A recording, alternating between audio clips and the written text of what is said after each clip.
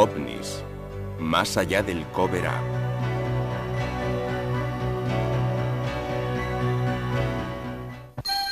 A veces pienso en lo rápido que se desvanecerían nuestras diferencias si tuviésemos que afrontar una amenaza foránea procedente de otro mundo. Ronald Reagan. Los ojos eran de forma ovalada, la nariz muy estrecha. La boca y las orejas eran fisuras. No tenían pelo y presentaban una gran cabeza calva. La denominada clasificación de Hynek fue enunciada en 1972 por el astrofísico estadounidense Joseph Allen Hynek. Se trata de la primera clasificación del fenómeno ovni basada en criterios científicos. En ella, Hynek propone las 3 clases siguientes de encuentros cercanos.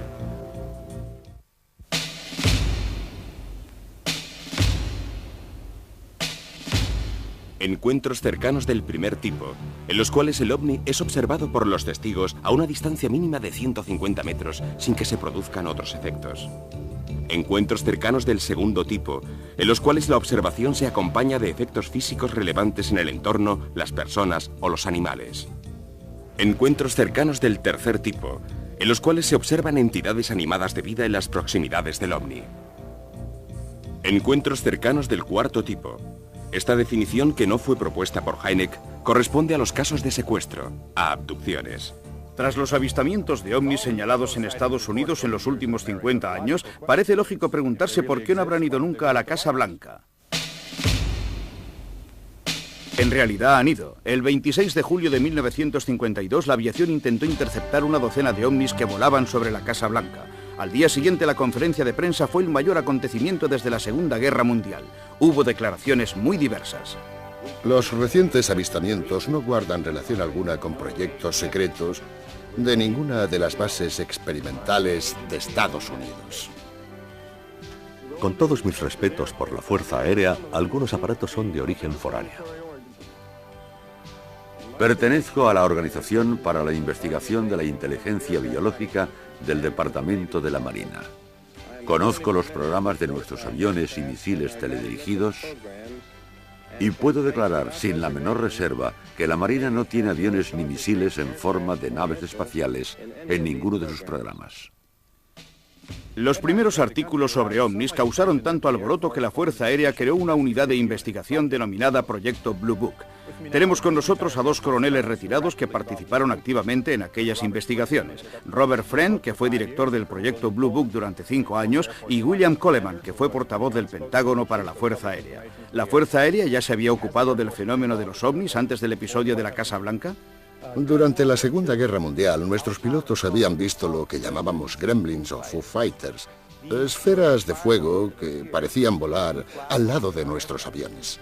Temíamos que fueran armas extranjeras fabricadas para amenazar nuestra seguridad nacional. ¿La Fuerza Aérea intentó alguna vez capturar un ovni? Sí, en 1948 un piloto, Thomas Mantell, se estrelló mientras perseguía un ovni. Este incidente apareció publicado en los periódicos de todo el mundo. Se le dio tanta importancia al incidente porque se pensaba que los ovnis eran de origen extraterrestre.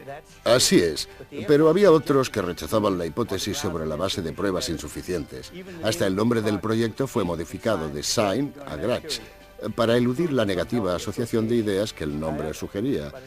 Cuando iniciamos el trabajo, empezamos a tener problemas. Se cuestionaba la forma en que desarrollábamos nuestras investigaciones sobre los ovnis. Estábamos constantemente bajo el control del Congreso de Estados Unidos. Teníamos que informar sobre el modo en que desarrollábamos el proyecto. Al final no nos llevamos una sorpresa cuando en 1969 se tomó la decisión de disolver el proyecto Blue Book. De los más de 12.000 avistamientos estudiados y analizados por el Blue Book, solo 701 no pudieron ser explicados, y de estos alrededor de un centenar nos parecieron verdaderamente alarmantes. ¿Por qué? Porque respondían a los 2 criterios según los cuales un fenómeno se define como alarmante: rareza notable y alta credibilidad. Esto sucede cuando unos testigos dignos de confianza, como por ejemplo los pilotos militares, ven algo que nunca habían visto antes. ¿El nivel de tecnología de aquellos objetos podía ser una amenaza para nuestra seguridad? No, pero estábamos perplejos porque estos ovnis parecían capaces de realizar maniobras aéreas que nosotros no podíamos igualar, y sus características podían representar una amenaza para nuestra seguridad nacional. ¿Qué ha pasado con el proyecto Blue Book? Está cerrado. Fue suspendido en 1969 y no volverá a ponerse en marcha. Gracias por su intervención. Y ahora, a propósito del Blue Book, oigamos el testimonio de un científico que trabaja para el gobierno y que ha querido permanecer en el anonimato, por lo que hemos distorsionado su voz y su rostro. Pero su credibilidad queda garantizada por el equipo de investigación de Bill Moore y James Shandara. El científico tiene un nombre en clave, Cóndor. El proyecto Blue Book era solo un programa de bajo nivel, a través del cual la Fuerza Aérea recogía toda la información posible sobre los avistamientos. El personal era mínimo: un funcionario, un alto oficial de la Marina, un secretario y un científico. Los informes más interesantes y explosivos del Blue Book eran sustraídos con frecuencia por topos que trabajaban dentro de la organización. Los informes eran retirados de los ficheros y nunca volvían a aparecer. En cuanto al trabajo del Blue Book, el proyecto estaba orientado a demostrar por todos los medios posibles la escasa credibilidad de los testimonios. Indudablemente, no querían que hubiese cosas inexplicadas. El propósito del Blue Book era minimizar el efecto de los informes y tratar de explicar lo máximo posible. Lógicamente, las cosas funcionaron.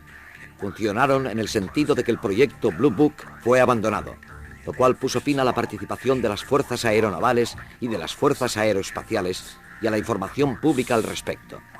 Naturalmente, el trabajo continuó a través de operaciones secretas.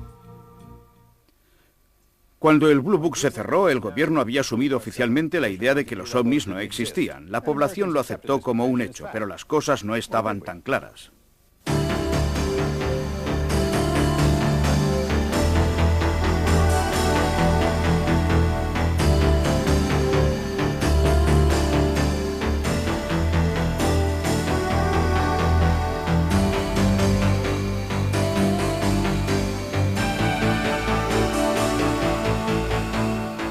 El proyecto Blue Book estudió miles de casos ufológicos. Sabemos que los ovnis representaban en realidad un problema para la seguridad nacional de Estados Unidos. En todos los países del mundo, en el ámbito militar y de los servicios de inteligencia, la información y los documentos se consideran según un criterio de evaluación que les asigna un grado determinado de secreto.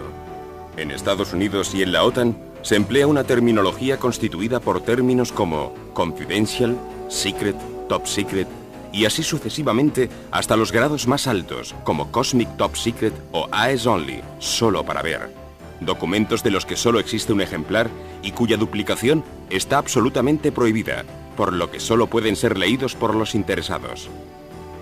La clasificación del grado de secreto permite que ciertas informaciones pasen de un nivel superior a otros inferiores hasta llegar a la desclasificación, a partir de la cual es posible su lectura y difusión sin restricciones particulares. En el campo ufológico, un volumen notable de documentos oficiales de diversos países corresponden a materiales e informes clasificados originalmente como secretos y posteriormente desclasificados y puestos a disposición del público. Es lo que ha sucedido, aunque solo parcialmente, con los documentos, las fotos, las películas y las pruebas sobre los ovnis recogidos por el proyecto Blue Book.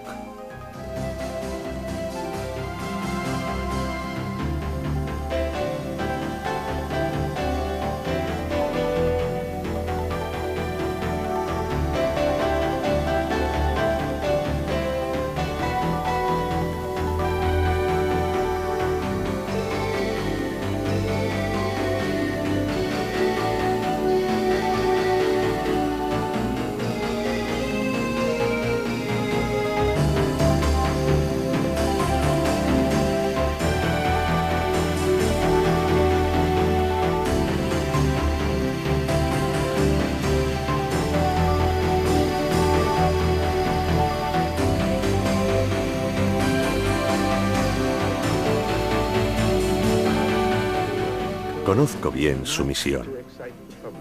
Les han dicho que no asusten a la gente, que no fomenten la alarma. Lo he visto con mis propios ojos.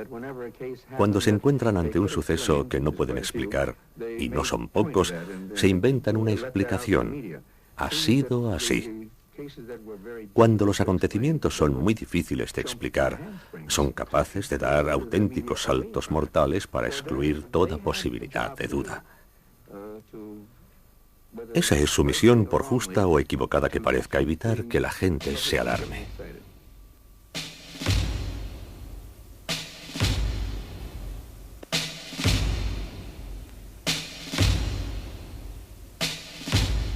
Una de las historias más interesantes para la ufología comenzó en julio de 1947 en Nuevo México. Tenemos con nosotros a Bill Moore, investigador del fenómeno de Roswell, y al físico nuclear Stanton Friedman. Ambos han realizado largas investigaciones sobre este caso. Bill, ¿cuántas personas estuvieron implicadas en el caso? Disponemos de alrededor de un centenar de testimonios. Uno de los testigos más importantes es Bill Brazel. El padre de Bill era el administrador de la finca donde se produjo el accidente. Al parecer, un ovni sufrió una avería en la zona como consecuencia de una tormenta. Al día siguiente, Brazel salió a caballo para inspeccionar los daños en la finca y encontró los restos de una astronave esparcidos sobre un radio de casi media milla. Los cadáveres fueron hallados a unas 2 millas del lugar. Un momento, ¿qué cadáveres? Cadáveres de extraterrestres, o si lo prefiere, de entidades biológicas de otro planeta. Según algunos testimonios, no tenían pelo, tenían la cabeza grande y llevaban un traje gris sin costura, semejante a la piel humana. En nuestra opinión, debieron abandonar la nave mediante un dispositivo de eyección. ¿Intervino la Fuerza Aérea para llevarse los cadáveres y practicarles la autopsia? Sí. Esta información me parece preocupante. Dígame la verdad, ¿hasta qué punto todo esto se ha comprobado realmente? Sabemos con certeza que una nave espacial tuvo un accidente. Se encontraron algunos cadáveres que fueron retirados junto con los restos de la nave. Podemos demostrar que la historia fue rápidamente silenciada y clasificada como top secret. Los platillos volantes existen, esa es la verdad. La primera persona enviada por la Fuerza Aérea al lugar del accidente para investigar fue el mayor Jesse Marcel. Hemos localizado al hijo del mayor Marcel, que en la época del accidente tenía 12 años y no ha podido olvidarlo. Bienvenido, señor Marcel. Gracias por estar con nosotros esta noche. Buenas noches. Háblenos de cuando su padre volvió a casa después de visitar el lugar del accidente. Después de inspeccionar el lugar del accidente, mi padre volvió a casa con el coche cargado de restos metálicos. Mi madre y yo pudimos verlos. Entre otras cosas, había un fragmento semejante a una lámina. Era de metal, como el revestimiento de los aviones, pero no se parecía a nada que hubiese visto antes. También había una especie de placa de unos 30 centímetros de ancho y 1 metro de largo, y en la superficie interna había unos símbolos parecidos a los jeroglíficos egipcios. ¿Cómo explicó el accidente la Fuerza Aérea?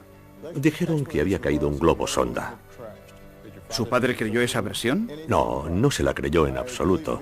Estaba convencido de que era un intento de ocultar los hechos. ¿Qué ha pasado con los restos? Los trasladaron y nunca más se ha sabido de ellos. ¿A dónde los llevaron?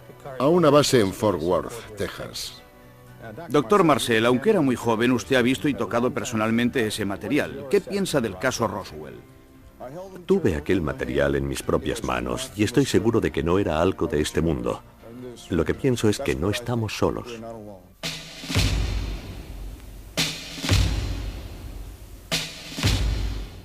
Hemos hablado con Bill Moore. Dentro de un momento hablaremos también con James Chandler, productor y director televisivo. Hace 6 años ellos empezaron a tener contactos con agentes del gobierno a propósito de los ovnis y han reunido una importante cantidad de información sobre los programas desarrollados por el gobierno en este ámbito. Bill, ¿cómo se iniciaron esos contactos? Después de un programa de radio en el que yo había participado, un hombre me llamó y me dijo: "Usted es la única persona que ha hablado de manera coherente sobre este tema". Me dijo que era un agente del gobierno de los servicios secretos y que quería ofrecer a la opinión pública información sobre los ovnis. ¿Se refiere a Falcon, cuya voz hemos escuchado distorsionada para proteger su identidad? Así es. El material que recibí de Falcon era tan increíble que pensé que yo solo no iba a poder manejarlo. Así fue como empecé a colaborar con James. En junio de 1982, Falcon nos habló del MJ-12. Las funciones del MJ-12 eran las de un grupo político que se ocupaba de las actividades extraterrestres y los contactos con ovnis en Estados Unidos. Este grupo político contaba con la aprobación presidencial. Una rama militar aplicaba las decisiones del MJ-12. ¿Cómo ha conseguido los documentos sobre este grupo? Me fueron enviados en un sobre que contenía la orden ejecutiva del presidente Truman de instituir el MJ-12 y un documento para el presidente Eisenhower destinado a informarle sobre el incidente de Roswell y sobre el hallazgo de cadáveres de extraterrestres. Después recibimos tarjetas postales procedentes de Nueva Zelanda con jeroglíficos. Eran algo así como adivinanzas, y resolviendo una de ellas, por ejemplo, llegamos a los archivos oficiales de Sweetland, en Maryland, donde descubrimos y consultamos documentos clasificados como Top Secret.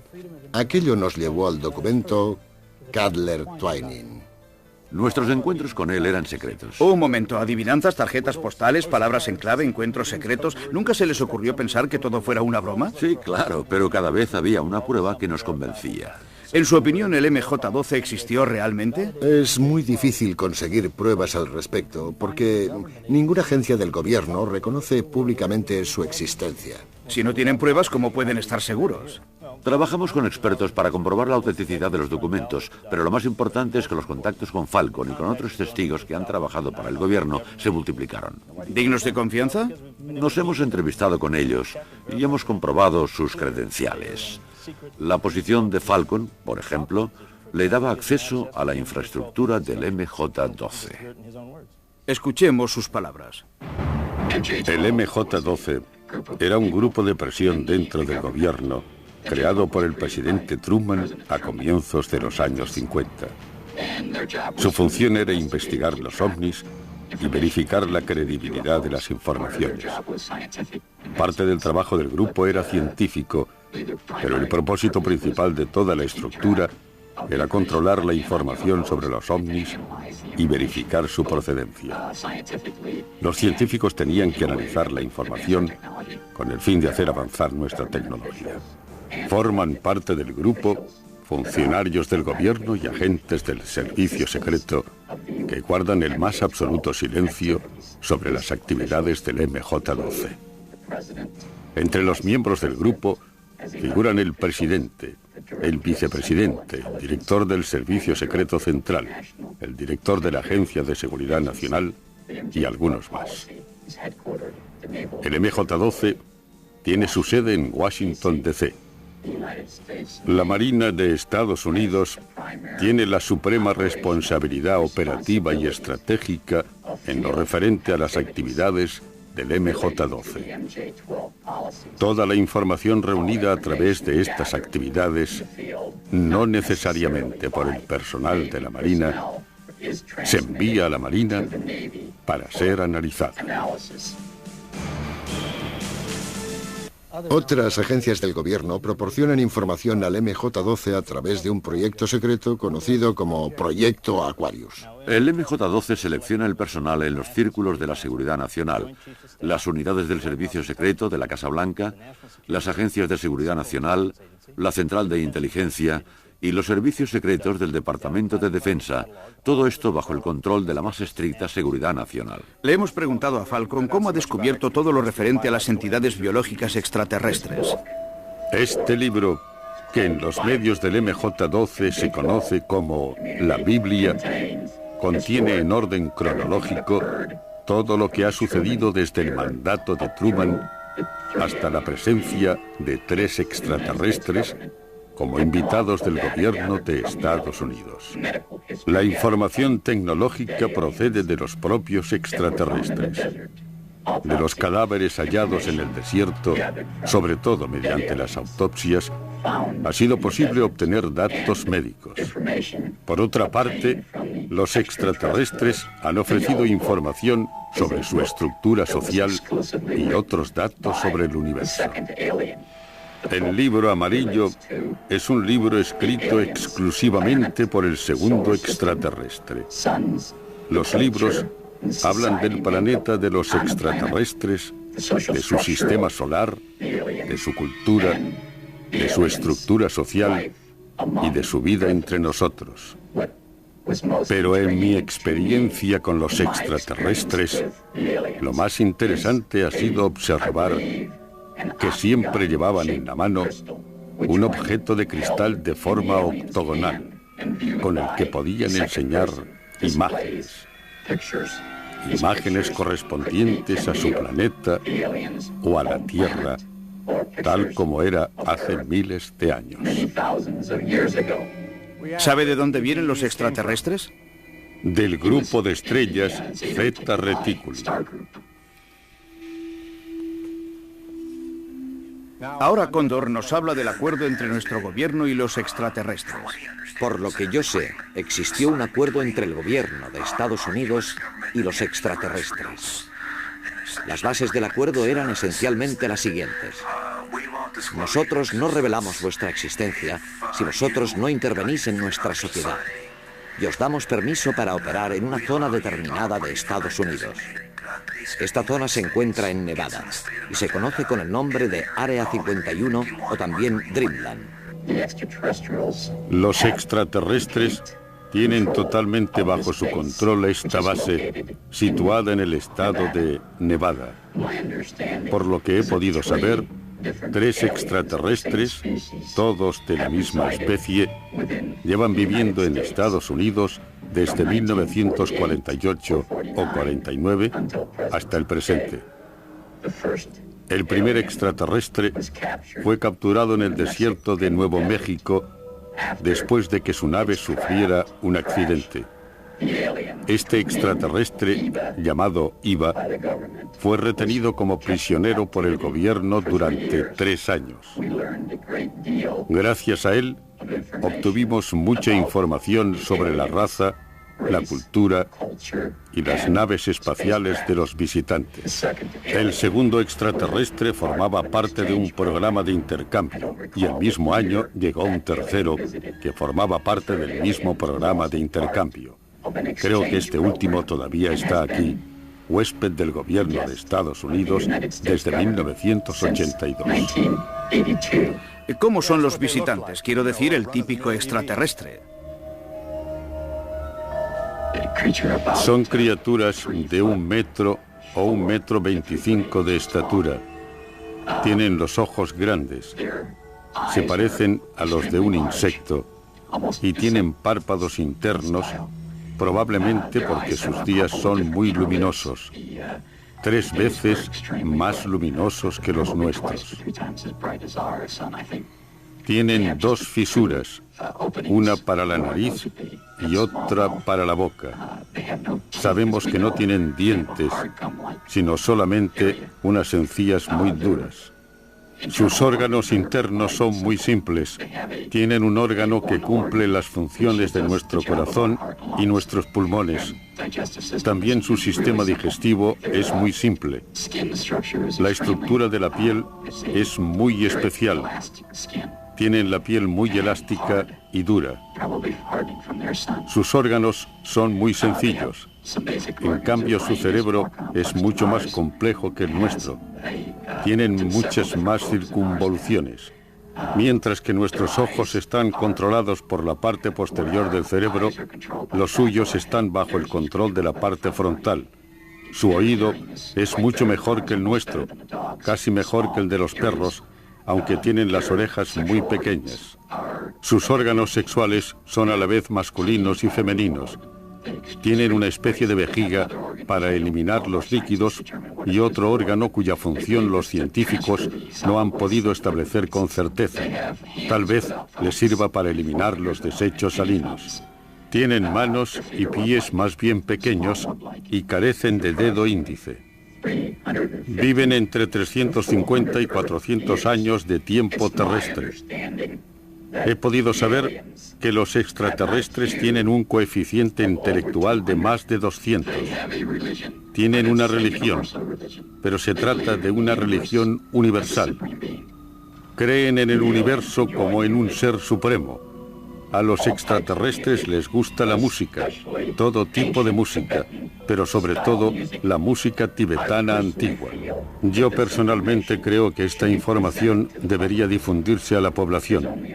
Solo una pequeña parte de la información que hemos obtenido de los extraterrestres debería protegerse y mantenerse en secreto. Cuando era productor ejecutivo de los informativos en una estación de la CBS en Los Ángeles en 1983, me entrevisté con un agente de los servicios secretos del gobierno conocido como Falcon. También estaban presentes Jamie y Bill. Verificamos sus credenciales, que en ese momento eran auténticas, y cuando volvimos a reunirnos con él en 1987, comprobamos una vez más sus credenciales, que seguían siendo auténticas. Fue así como me convencí de que Falcon era realmente quien decía ser.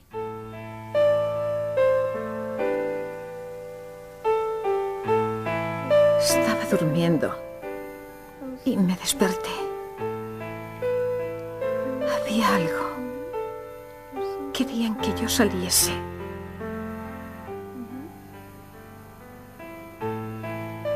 Y yo no sabía cómo hacerlo.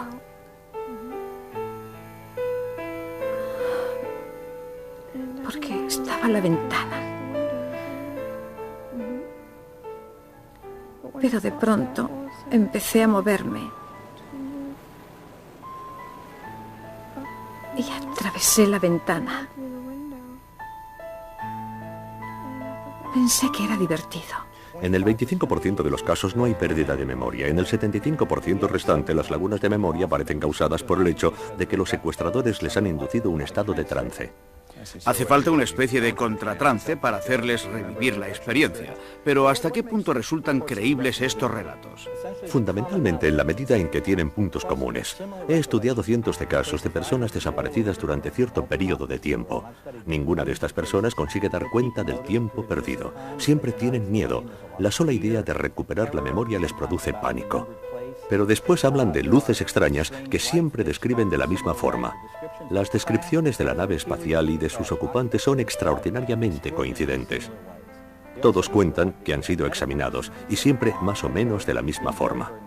Lo más interesante y también lo más triste es que estos extraterrestres no parecen interesados en comunicarse con nosotros, sino solamente en nuestro estado físico. El profesor Hynek, fallecido en 1986, no ha podido ver lo mucho que han aumentado, tanto en Estados Unidos como en el resto del mundo, los casos de secuestro por parte de ovnis o abducciones. Otros investigadores han creado para estos incidentes la nueva categoría de encuentros cercanos del cuarto tipo. En nuestra próxima cita, analizaremos con más detenimiento este apasionante tema.